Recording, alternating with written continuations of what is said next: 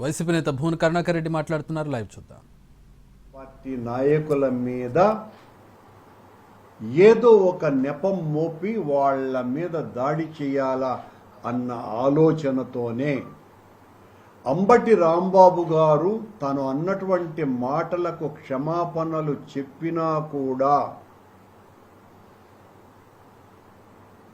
సహించలేకుండా చంద్రబాబు గారి ముఠా ఆయన ఇంటి మీదకి 3,000 మంది రౌడీ మూకలను పంపి ఆ రౌడీ మూకలలో కూడా తెలుగుదేశం పార్టీకి సంబంధించినటువంటి కార్యకర్తలు నాయకులే కాకుండా యాంటీ సోషల్ ఎలిమెంట్స్ని పురికొల్పి జోగి రమేష్ ఇంటి మీద రాంబాబు గారి ఇంటి మీద దాడి చేయించిన మాట పచ్చి వాస్తవం. మేము రాంబాబు అన్నటువంటి మాటను ఏ రకంగానూ కూడా సమర్థించము. ఆయన చేసింది తప్పు పొరపాటు అని చాలా స్పష్టంగా చెప్పటం జరిగింది. ఆయన కూడా అంగీకరించి క్షమాపణలు కోరటం జరిగింది. కానీ డైవర్షన్ పాలిటిక్స్లో భాగంగా భరించలేని చంద్రబాబు గారి పార్టీ జనసేన పార్టీ ఈ రకంగా రాష్ట్రమంతా ఓ విధ్వంసకర రాజకీయాన్ని చేయటానికి దాన్ని సాకుగా తీసుకొని మా మీద దాడి చేస్తున్నది. సిట్ ఇచ్చినటువంటి రిపోర్టులో ఎక్కడ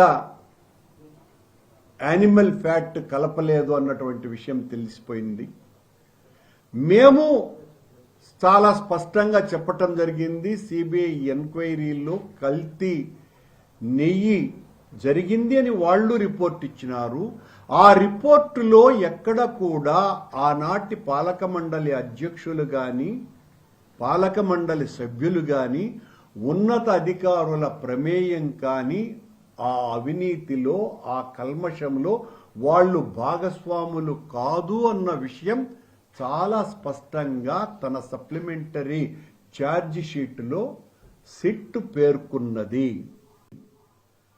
ఆ సిట్ నివేదికలోనే వాళ్ళు మరింత విస్పష్టంగా టీటీడీలో ఉన్నటువంటి కొద్దిమంది అధికారులు టెక్నికల్ ఎక్స్పర్ట్స్ ఆ ఎక్స్పర్ట్స్ కూడా తెలుగుదేశం పార్టీ హయాం నుంచి ఉన్నటువంటి వాళ్లే, అంతకు పూర్వం నుంచి కూడా ఉన్నటువంటి విజయభాస్కర్ రెడ్డి లాంటి వాళ్ళు, ఎప్పటి నుంచో టీటీడీలో పనిచేస్తున్నటువంటి అధికారులు, అలాగే నెయ్యిని సరఫరా చేసినటువంటి సరఫరాదారు